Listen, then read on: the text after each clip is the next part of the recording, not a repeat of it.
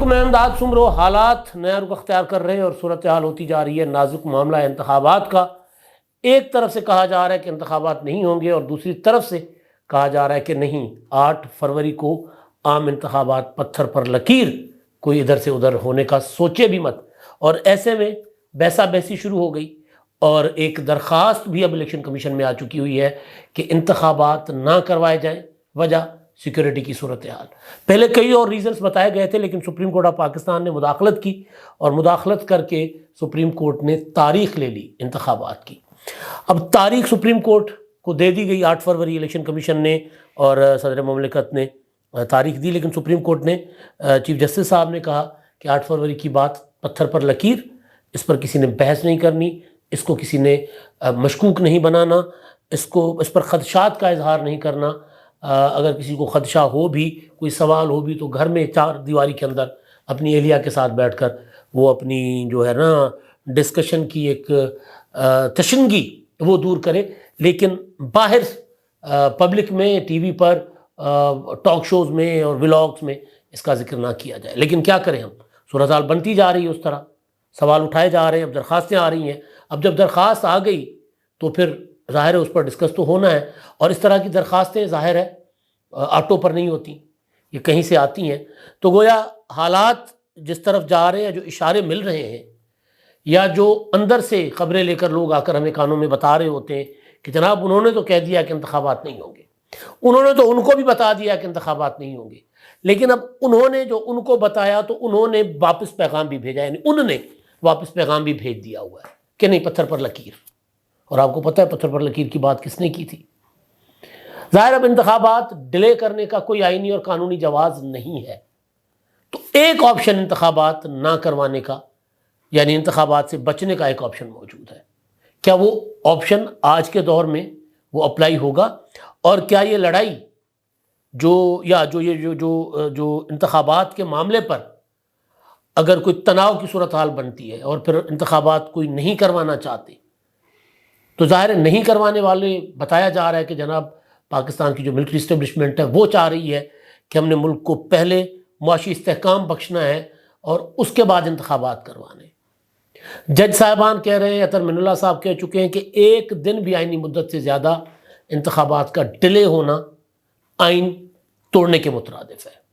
Chief justice صاحب کہہ چکے ہیں کہ اگر انتخابات نہیں ہوئے تو پھر ہم سامنے ہوں گے، اور یہ گارنٹی ہماری کہ 8 فروری کو انتخابات ہوں گے۔ تو ظاہر ہے تناؤ کی کیفیت ہوگی۔ اس کا مطلب ہے کہ ایک چیف، ایک ادارہ اور دوسرا ادارہ آمنے سامنے ہوں گے، اور جو ادارہ انتخابات نہیں کروانا چاہ رہا اس کے پاس سپریم کورٹ کے آرڈر پر عمل نہ کرنے کے علاوہ کوئی اور آپشن نہیں ہے سوائے ایک آپشن کے۔ اس پر میں آتا ہوں، اور وہ آپشن کیا قابل عمل ہے یا نہیں ہے۔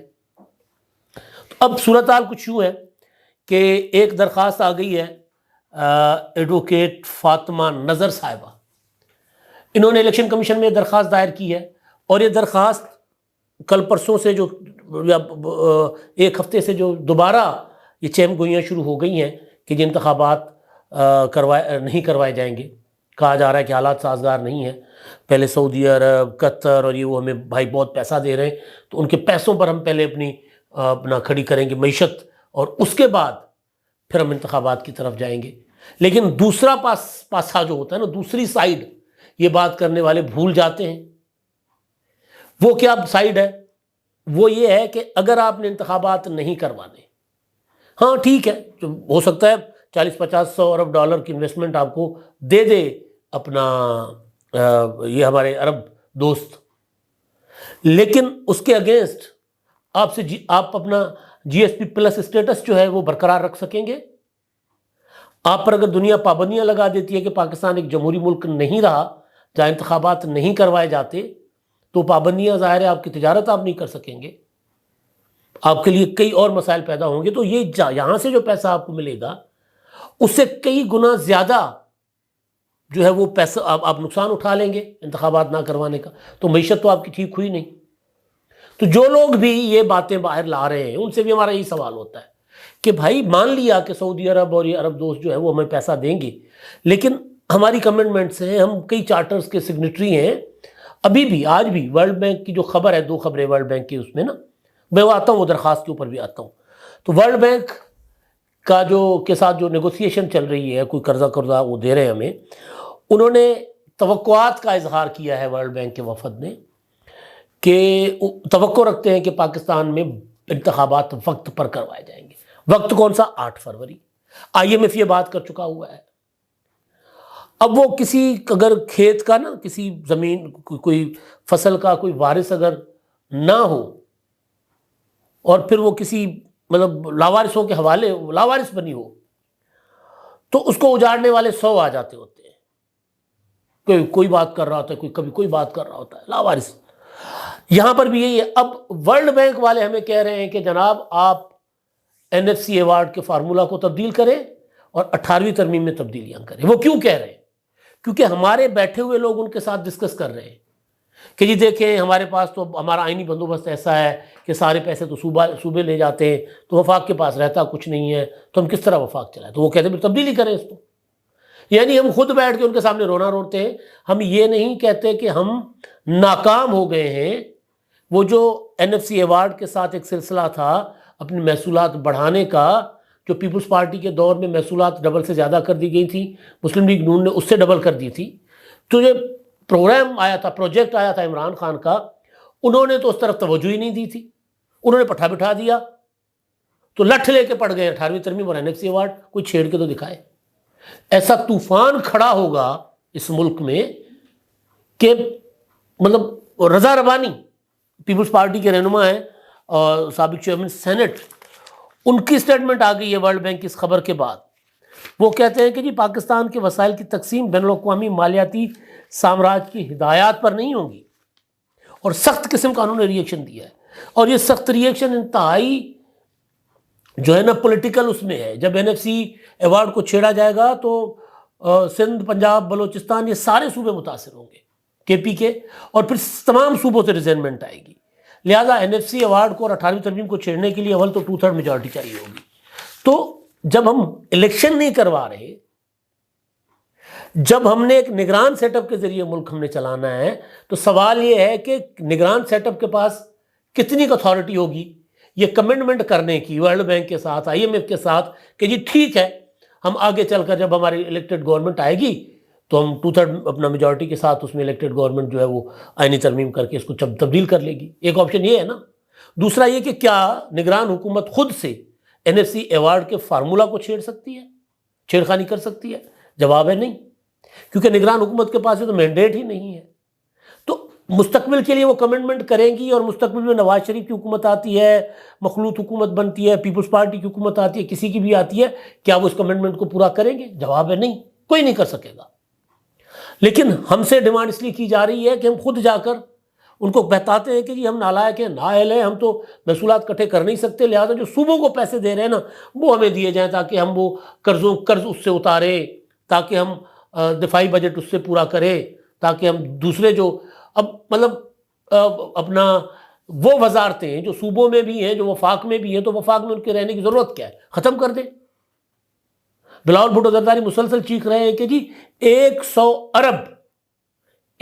ارب روپے جو ہے ان وزارتوں پہ لگتا ہے، تو وزارتیں ختم کر دیں نا۔ وہ بابو جو بیٹھے پیسے کھا رہے ہیں ان کو ہٹا دیں وہاں سے، صوبوں کے پاس وزارتیں چلی جائیں۔ صوبے چلا رہے ہیں، اچھا خاصا چلا رہے ہیں۔ ہیلتھ اور ایجوکیشن میں سندھ گورنمنٹ نے بہت زیادہ کام کیے، پنجاب گورنمنٹ میں بہت کام ہوئے LFC کے بعد اور صوبائی خود مختاری کے بعد۔ تو بہرحال میں آتا ہوں واپس، تو یہ میں نے اس لیے ذکر کیا کہ کیونکہ الیکٹڈ گورنمنٹ نہیں ہے، کیونکہ بات کرنے والا نہیں ہے، پھر جو آتا ہے وہ آ کر ہمارے اوپر روب جھاڑتا ہے کہ جی اس طرح بھی کرو، اس طرح بھی کرو، تو کل کو کوئی اور بڑی ڈیمانڈ کر لے کر آ جائے گا، آپ کیا کرو گے؟ تو جب تک منتخب حکومت نہیں ہوگی تب تک کچھ نہیں بنے گا۔ تو جناب یہ فاطمہ نظر صاحبہ جو ہے ایڈوکیٹ، انہوں نے الیکشن کمیشن میں پٹیشن دائر کی ہے۔ وہ صاحبہ یہ فرما رہی ہیں کہ جی بلوچستان کی انتخابات کی تاریخ کے اعلان کے بعد، جملہ بھی عجیب ہے نا، انتخابات کی تاریخ کے اعلان کے بعد بلوچستان میں امن و امان کی صورتحال نازک ہو گئی ہے۔ مکران ڈویژن میں دہشت گردی کے واقعات ہوئے ہیں، دیہڑی دار مزدور قتل ہوئے ہیں، ٹارگٹ کلنگ میں اضافہ ہوا ہے، لہٰذا اس صورتحال میں ٹرن آؤٹ کم رہے گا، انتخابات نہ کروائے جائیں۔ بلے بھائی بلے بلے۔ اب ایک چیز جو تھی جس کی وجہ سے ہم شروع میں کہہ رہے ہیں کہ اگر انتخابات کو مزید ڈیلے کیا جائے گا تو ایک ایسا ٹرک بھی بن سکتا ہے جس پر نواز شریف بلاول بھٹو، آصف زرداری، عمران خان ساتھ کھڑے ہو سکتے ہیں۔ اب پیپلز پارٹی تو اور پی ٹی آئی تو اس سے بھی پہلے عام انتخابات بر وقت کروانے کا مطالبہ کر رہی ہے۔ مسلم لیگ نون کے لیے سمجھا جا رہا تھا کہ مسلم لیگ نون کہیں نہ کہیں وہ اس معاملے میں کنفیوژن کا شکار ہے، وہ نہیں چاہتے کہ انتخابات ہوں۔ نواز شریف صاحب کے معاملات، قانونی معاملات، پھر تحریک انصاف کا ووٹر اس طرح ٹوٹا نہیں پنجاب سے، الیکٹیبلز تو توڑ لیے لیکن ووٹر کھڑا ہوا ہے۔ اگر بلے کا نشان رہتا ہے اس میں بیلٹ پیپر پر، تو بلے کے نشان پر بھی میں وہ ابھی عمران خان صاحب والا تنازع اور بڑھ گیا ہوا ہے۔ اب دوبارہ عمران خان نے تردید کر لی ہے کہ جی میں نہیں چھڑنی پارٹی چیئرمین شپ، لطیف کھوسا کی زبانی، اس پر میں اگلے ویلاگ میں بات کروں گا۔ تو بلے کا نشان اگر رہتا ہے بیلٹ پیپر پر، تو پھر یہ سوچا جا رہا ہے کہ وہ جو اسکیم ہے کہ مسلم لیگ نون جو ہے وہ سمپل میجورٹی لے کر حکومت بنائے، یا ان کا خیال ہے مسلم لیگ نون کا کہ 2/3 میجورٹی لیں گے، وہ اسکیم گڑبڑ ہو رہی ہے۔ تو یہ سوچا جا رہا تھا، یہ سمجھا جا رہا تھا، اور یہ اشارے بھی تھے مسلم لیگ نون کی طرف سے مارچ اپریل میں انتخابات کروائے جائے، اس طرف وہ کمفرٹیبل تھے۔ تو اب مسلم لیگ نون کی طرف سے بھی سخت قسم کی ڈیمانڈ آئی ہے انتخابات کروانے کی بر وقت۔ ایک تو شہباز شریف صاحب، اور شہباز شریف صاحب کبھی سخت بات کرتے نہیں ہیں، آج کسی عدالت میں انہوں نے بات کی ہے تو انہوں نے باقی باتیں کی، لیکن انہوں نے کہا ہے کہ جناب یہ جو انتخابی مہم کے لیے ہم نے اپنا منشور کا جلد اعلان کرنے والے ہیں، اور الیکشن بر وقت ہونے چاہیے، ہم پوری تیاری کے ساتھ انتخابی مہم میں داخل ہو رہے ہیں، ہونے نہیں چاہیے۔ ڈیمانڈ یہ ہونی چاہیے تھی شہباز شریف صاحب کی کہ انتخابات ہر صورت بر وقت کروائے جانے چاہیے۔ کتنا ایک آئین کے ساتھ اور کھلواڑ ہوگا کسی بھی نام پر؟ یہ کوئی مذاق نہیں ہے، یہ ملک ہے۔ جو بھی یہ سوچ رہا ہے اور جو بھی ادھر سے ان کو ان کا خیال ہے کہ نہیں ہے، یعنی ملٹری اسٹیبلشمنٹ کا، لیکن جو لوگ یہ باتیں ان کے نام سے منسوب کر کے کرتے ہیں، تو ملٹری اسٹیبلشمنٹ کو بھی میرا خیال اس معاملے پر بہت کیٹوگورک ہو کے واضح ہو کے سامنے آنا چاہیے کہ ان کے ذہن میں ایسا کچھ ہے یا ایویں ہی لوگ بے پر کی چھوڑ رہے ہیں۔ اچھا، اب عرفان صدیقی صاحب، وہ نواز شریف صاحب کے سب سے قریبی اس وقت ساتھی ہیں اور آج کل بہت جذباتی بھی ہوئے ہیں، انہوں نے کہا ہے کہ سپریم کورٹ، ان سے مطالبہ کیا انہوں نے کہ انتخابات میں تاخیر سے متعلق گردش کرتی خبروں کا سپریم کورٹ نوٹس لے۔ چیف جسٹس قاضی فائز عیسیٰ نے 8 فروری کے انتخابات کو پتھر پر لکیر قرار دیتے ہوئے میڈیا کو تنبیہ کی تھی کہ انتخابات پر شکوک و شبہات نہ اٹھائے جائیں۔ اچانک انتخابات میں تاخیر کے نام پر میڈیا سرکس لگا دیا گیا ہے، شاید یہ شور شرابہ ابھی بارگاہ عدل تک نہیں پہنچا۔ وہ چیف جسٹس صاحب کو کہہ رہے ہیں کہ سرکار نوٹس لیں، یہ کیا چل رہا ہے، اور ہم بھی کہتے ہیں کہ اس کا ظاہر ہے اب انتخابات کروانا چیف جسٹس کا کام نہیں ہے، لیکن اگر آئین کی خلاف ورزی ہو رہی ہو یا آئین ٹوٹتا ہوا نظر آ رہا ہو تو پھر چیف جسٹس صاحب کے پاس اس کے علاوہ اور آپشن نہیں ہے کہ وہ اس چیز کا نوٹس لے۔ اچھا، اب کیا انتخابات کسی بھی ریزن سے اپنا ڈیلے ہو سکتے ہیں؟ ایک چیز کہ یہ بات میرے سورسز مجھے بتا رہے ہیں کہ چیف جسٹس صاحب تک ایک ڈرائنگ روم کی باتیں ہوتی ہیں نا، تو ادھر کسی سے انہوں نے بات کی اور انہوں نے کہا کہ نہیں، یہ سوال ہی نہیں پیدا ہوتا، پتھر پر لکیر، انتخابات ہوں گے۔ اب کوئی آئینی اسکیم ہے جو انتخابات ملتوی کر سکتی ہے؟ ایمرجنسی لگائی نہیں جا سکتی، صدر مملکت نہیں ہمارے ایمرجنسی ظاہر لگنے دیں گے، تو سپریم کورٹ ظاہر اگر ایمرجنسی لگتی ہے تو سپریم کورٹ تو ایمرجنسی کو اپنا انڈوس نہیں کرے گی، ایمرجنسی اڑا دے گی۔ تو آپشن ایک بچتا ہے، راستہ ایک بچتا ہے، اور وہ آئین توڑنا، مارشل لا لگانا۔ مارشل لا لگا دیں تو کیا موجودہ army chief general Asim Munir, جن کے متعلق کہا جاتا ہے کہ وہ بائی دا بک چلنے والے آدمی ہیں، وہ آئین کو مقدس سمجھتے ہیں، وہ ان کا ایک کیریئر جو ہے وہ، اور ان کے جو ساتھ جو کام کرنے والے لوگ ہیں جو بتاتے رہے کہ جی وہ کتاب سے آگے پیچھے نہیں جاتے، وہ پراپر ٹرولی ایک سولجر ہے، اپنے حلف اور آئین سے وفا کرنے والے آدمی ہیں، تو کیا وہ مارشل لا لگا دیں گے؟ ظاہر ہے ان کے پاس یہ آپشن نہیں ہوگا، وہ اس طرف تو نہیں جائیں گے۔ تو کوئی چاہتا بھی ہو کہ انتخابات نہ ہوں تو انتخابات کے بغیر کوئی اور راستہ نہیں بچتا، تو لہٰذا وہ اگر وہاں سے دوسرا یہ کہ جو عدالتوں سے جو ریمارکس آ رہے ہیں، ایون مشرف والے معاملے میں آپ دیکھیں، مشرف کی اپیل کے معاملے میں جسٹس اطہر من اللہ صاحب نے کہا ہے کہ جن ججوں نے مارشل لا کو انڈوس کیا، 12 اکتوبر والی تھی یا 3 نومبر والی، ان مارشل لا کو انڈورس کرنے والے ججوں کو بھی کٹڑے میں لانا چاہیے، ان کا بھی احتساب ہونا چاہیے۔ تو جب جج اس مائنڈ سیٹ کے بیٹھے ہوں تو پھر اگر کوئی جرنیل چاہے بھی مارشل لا لگانا، اول تو ظاہر ہے آرمی چیف کا مزاج نہیں ہے کہ وہ مارشل لا کا سوچ رہے ہوں گے، لیکن اگر کوئی چاہے بھی تو کیا وہ لگا سکتا ہے؟ 18ویں ترمیم کے بعد مارشل لا پاکستان میں لگانا کوئی آسان نہیں رہ گیا، کیونکہ 18ویں ترمیم سے پہلے کچھ اور قانون تھا، 18ویں ترمیم کے بعد حالات کچھ اور ہیں۔ اب کوئی عدالت، کوئی پارلیمنٹ انڈورس نہیں کر سکتی مارشل لا کو، آئین توڑنے کو۔ اب تک کے لیے اتنا ہی، اللہ حافظ۔